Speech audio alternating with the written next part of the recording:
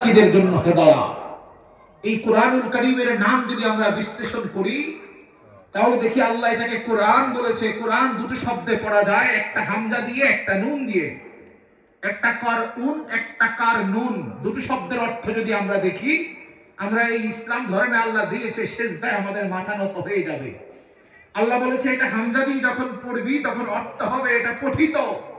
আল্লাহ কেমন পঠিত? আমার আল্লাহ জবাব দেয় তামাম পৃথিবীতে ওয়ান এন্ড অনলি বই, যেটা তামাম পৃথিবীর সব জায়গায় সর্ব অবস্থায় প্রত্যেক সেকেন্ড কোথাও না কোথাও তেলাওয়াত হয়। একটু জবান খুলে বলি না সুবহানাল্লাহ, সুবহানাল্লাহ।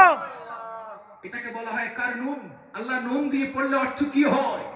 আমার আল্লাহ বলে এটা মিলিত।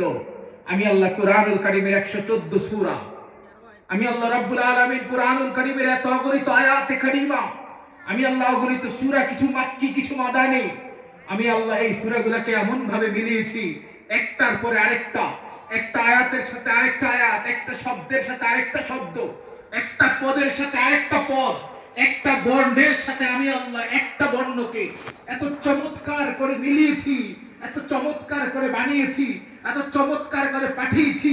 ওমা আরসালনাকা, আল্লাহ এখানে আরসাল বলেছে, প্রেরণ করেছি। আল্লাহ কি প্রেরণ করেছো? আল্লাহ বলে কোন মানুষ যখন সায়েন্টিস্টের চোখে কিতাবকে দেখে তখন মনে হবে এই কোরআন পৃথিবীর সবচাইতে বড় বিজ্ঞানী। সুবহানাল্লাহ। কোন মানুষ যখন প্রেমের নজরে দেখবে তখন মানুষ মনে করবে এই কোরআন পৃথিবীর সবচাইতে বড় প্রেমের সাহিত্য।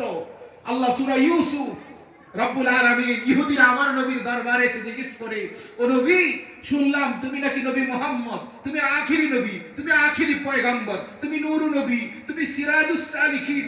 ও মুহাম্মদ, তুমি নাকি সব জানো। আচ্ছা নবী ইউসুফের ব্যাপারে তুমি কি জানো? আল্লাহ বলে কষ্ট করে আমার হাবিবুল্লাহকে আল্লাহ জিবরাইল আমিনের মাধ্যমে সূরা ইউসুফ নামের একটা সূরা দিয়ে আমার নবীর খেদমতে পাঠিয়ে দিয়েছে। সুবহানাল্লাহ। একটু জবান খুলে বলেন না সুবহানাল্লাহ। সুবহানাল্লাহ।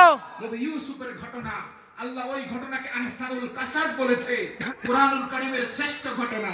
এইভাবে যদি কোরআনুল কারীমের সূরা নূরের দিকে তাকাই, আমরা যদি কোরআনুল কারীমের সূরা মারিয়ামের দিকে তাকাই, আল্লাহর নবী আল্লাহর দরবারে দোয়া করেছে, গো আল্লাহ আমার বয়স তো 80-র উপরে, এখন আমি বৃদ্ধ হয়ে গেছি, আমার শরীরেও শক্তি নাই, আমার মানদায়ও শক্তি নাই, আমার শরীরেও শক্তি নাই।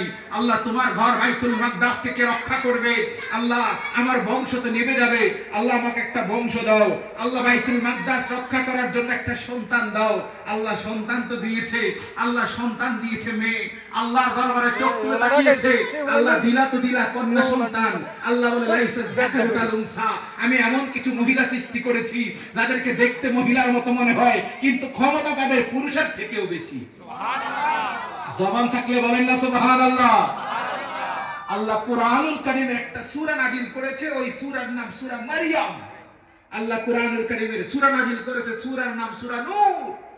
আল্লাহ রাব্বুল আলামিন এমন কিছু শব্দ কোরআনে ব্যবহার করেছে, আল্লাহ আমার নবীর মর্তবা মুজতবা ইজ্জত বুঝাতে গিয়ে আল্লাহ বলে ইয়াসিন। সুবহানাল্লাহ। একটু মনোযোগ চাচ্ছি আল্লাহর রাস্তায়, বেশি মানুষের দরকার নাই। সামান্য কিছু মানুষ যদি কবুল হয়, একজন মানুষ যদি হেদায়েত হয়, এই মাহফিল সার্থক। সুবহানাল্লাহ। একজন, ওয়ান এন্ড অনলি একজন মানুষের জীবন যদি পরিবর্তন হয়, একটা জীবন যদি পরিবর্তন হয়, কিসের সাথে তুলনা করবেন? আজকে কিছু জায়গায় দেখি তারা আমার নবীকে ভিক্ষুক বলে, কিছু জায়গায় দেখা যায় তারা আমার নবীকে গরিব মানুষ বলে, অথচ রব্বুল আলামিন বলেছে তামাম পৃথিবীর জমিনের মধ্যে এই কোরআন বলেছে একমাত্র আমি আল্লাহ ধনী, বাকি সব গরিব। আল্লাহ তোমার সম্পদের তো দরকার নাই, আল্লাহ তোমার শ্রেষ্ঠত্বের দরকার, আল্লাহ তোমার তো মালিকানার দরকার, আল্লাহ তোমার তো ক্ষমতার দরকার, সম্পদের দরকার নাই। আল্লাহ এই সম্পদগুলো তুমি কি করেছো? আমার নবী বলে সব সম্পদ আল্লাহ আমার নবীর মালিকানায় দান করে দিয়েছে। আনা কাসিম আল্লাহু ইউতি, আল্লাহ দেয় আর আমি নবী বন্টন করি। ও নবী আপনি কি বন্টন করেন? আমার নবী আল্লাহর কোরআন জবাব দেয়, ওয়া মা আরসালনাকা ইল্লা রাহমাতাল লিল আলামিন। নবী আপনি কি বন্টন করেন? আমার নবী জবাব দেয় তামাম পৃথিবীর যত রহমত, যত মালিকানা, যত ক্ষমতা, যত ইজ্জত, সব কিছু আমি নবী আল্লাহ রাব্বুল আলামিন আমি নবীর মাধ্যমে পৃথিবীতে বর্ণনা করেন। একটু জবান খুলে বলুন না সুবহানাল্লাহ। সুবহানাল্লাহ। আমার নবীকে তারা গরীব বলতে চায়, অথচ সাহাবী বলে একবার এক বাদশা আমার নবীর দরবারে এসেছে। আমার নবী মদিনাতুল মুনাওয়ারায় মসজিদ নববীর মধ্যে ছিলেন। যখন রাসূলের দরবারে মেসেজ এসেছে, ইয়া রাসূলুল্লাহ, অন্য দেশের বাদশা আপনার সাথে দেখা করতে এসেছে। আমার রাসূল বলে একটু অপেক্ষা করো। আমার নবী হুজরা মুবারকে গেলেন, একটা পোশাক পরে বের হলেন।